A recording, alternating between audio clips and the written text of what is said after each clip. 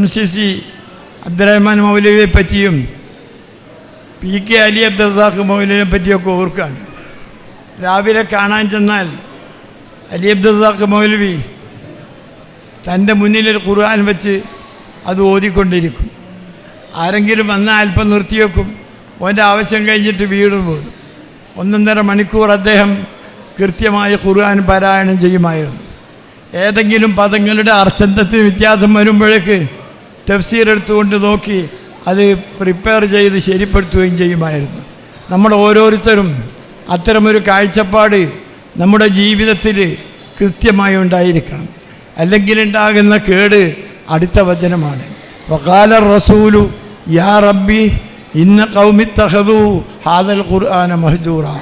അള്ളാഹുവിൻ്റെ റസൂല് ഈ അടിയാനെതിരെ അള്ളാഹുവിനോട് സങ്കടം പറയും. യാ റബ്ബി, എൻ്റെ നാഥ, ഇന്ന